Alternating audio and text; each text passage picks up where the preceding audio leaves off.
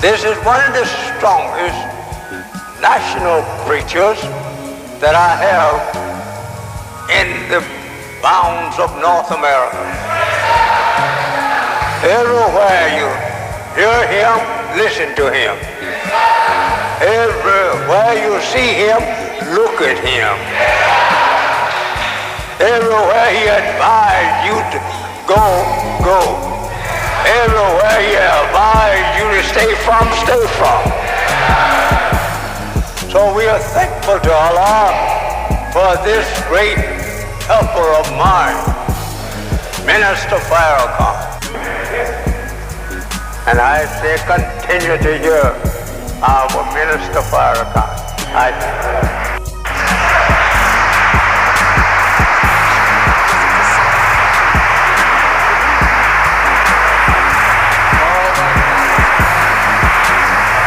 Is this Black History Month?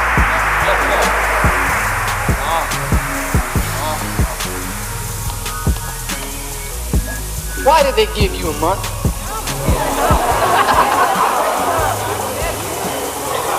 Isn't it true that they gave you a month to study up on your history? And every day of the year you're reading theirs? How can you be justified in studying your history for 1 month when time doesn't even show when you began on the planet? How can you be justified in reading white folks' history, which is a moment in time, and leaving your own history unread? And what you studied for this week is not really your history. You're just studying the accomplishment of a slave who made it under the oppression of his master while he still wears the name of his master. So he's not yet making any history. This is his accomplishments in the history of white people. You agree? Yes, sir. All right. So, in the history of the Honorable Elijah Muhammad among us, there was a rise, a fall, a rise again, and then another fall. In the alternation of the day and the night, there are signs for those who fear God. The Honorable Elijah Muhammad met a man in Detroit, Michigan, a man who gave many names, but the name that he left us with, Master Farad Muhammad. Many people say that this somewhat mystery man, Master Farad Muhammad, who taught Elijah Muhammad, was some false man. But as you can tell a tree by the fruit it bears, you can tell a man by his works. Master Farad Muhammad met the Honorable Elijah Muhammad in 1931. The Honorable Elijah Muhammad recognized him immediately as being the one that the world was looking for. When he heard the words coming out of his mouth, having read the Bible since a young boy, he saw corresponding in the words coming out of this man's mouth something that he had been longing for and someone that he had been hoping and longing for since he was a young boy. So there was an instant love and an instant marriage between these two. What Elijah Muhammad saw in Master Farad Muhammad, he was ordered not to go too far in teaching that man's identity while he was among us, but that Elijah Muhammad should wait until after he was gone. I must say the truth, that the Honorable Elijah Muhammad said the same thing to me. When I was speaking up on his identity and beginning to publish it over the radio, he called me one day and said, "Brother, don't go too far in that line, lest all the apples roll down out of the cart into the gutter." Now I will tell you today what has been burning in my heart since the 60s, when I first began to see the way I shall explain sight today.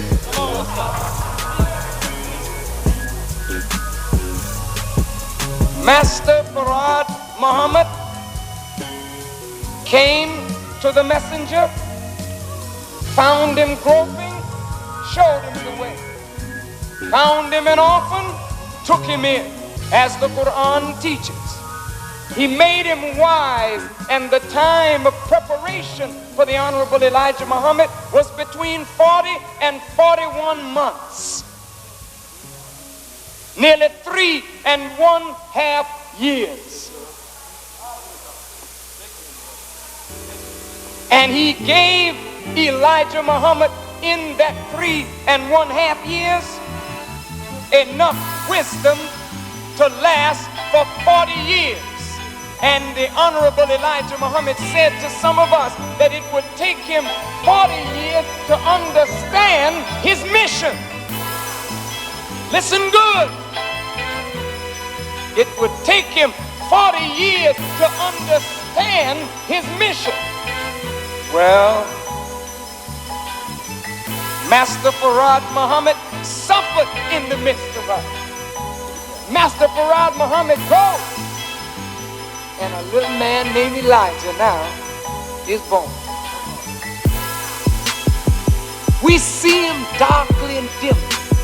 For many years we call him Mr. Muhammad. Elijah Muhammad. Is that right? Later, during the time of Malcolm X, we started calling him the Honorable Elijah Muhammad, Messenger Muhammad. He's growing among us. He's doing things that we see, and it's amazing, but we haven't caught on yet. He takes junkies, he straightens them up. You bear witness to this now. We came to the messenger bent over, and when he got finished with us, we were walking to him. Is that right? He came to us, brother, our skin dark. When he got finished talking to us, we began to shine. Eyes bright. Is that right? Sisters came to him with the mini dress. And when they looked around, sister had on an ankle-length dress. Felt too dignified to put on that filth anymore. The Nation of Islam was born out of those who were the worst of the people. The wineheads, the pimp, the hustler, the convict, the prostitute. It was only in the late 40s, early 50s,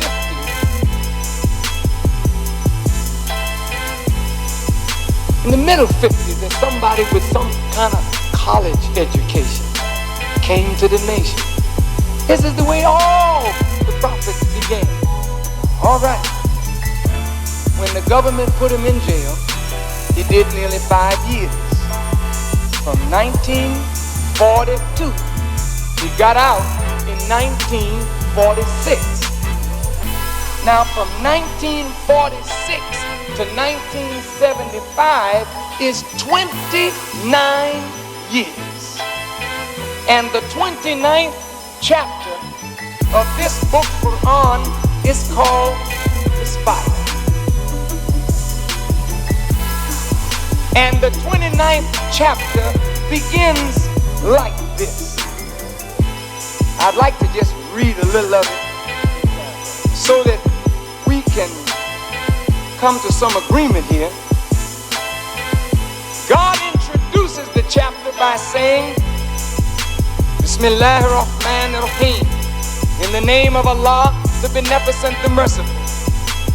Alif Lam Mim, which the scholars say means, I, Allah, am the best knower. Do men think that they will be left alone on saying, we believe and will not be tried? And indeed, we tried those before them, so Allah will certainly know those who are true, and He will know the liars.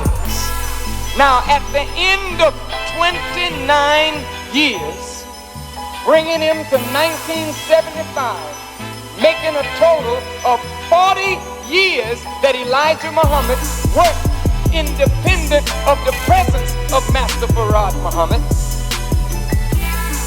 Here now, the nation is going to go under a trial. You got it? The spider spins its web at the darkest hour of the night. Did you know that? Yes, you got to be up kind of early to catch a spider spinning. Usually when you wake up, the web is already spun.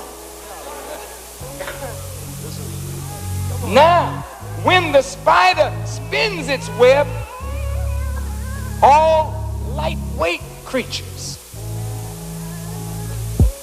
that fall in the web get caught. But the scientists say,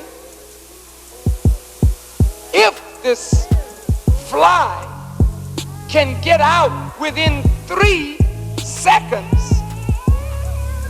it can live. Now the spider can't see, it only feels. And when the web is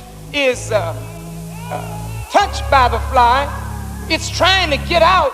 The spider sitting in the center of the web senses it and then moves quickly to the prey. Now if the prey gets out in 3 seconds, the spider has no meal. But the interesting thing about that spider is that the spider injects something like a straw with like a needle into the fly, and injects into the fly enzymes which break down the fly's form.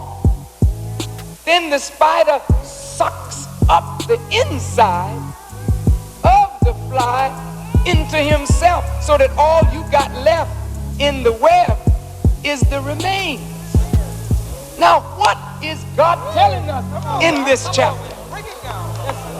God is telling us that after 29 years of the effort of Elijah Muhammad to rebuild, after 40 years of a great, magnificent history, darkness is going to come over the nation. And it's going to be a deep, deep darkness. And in the dark hour, a spider will come. Yes, sir. And you're going to have time to get out of the web. But it's a short time. And you got to make haste to get out, because when that spider gets to you, he will fill you with enzymes and break down your form. Now you look at all the Muslims that fell in the night. Their form has been broken down. Their moral form, their spiritual form, even their physical form is no longer what it was, because a spider injected them with a poisonous doctrine that broke down their form, and he sucked them up. Look at it now.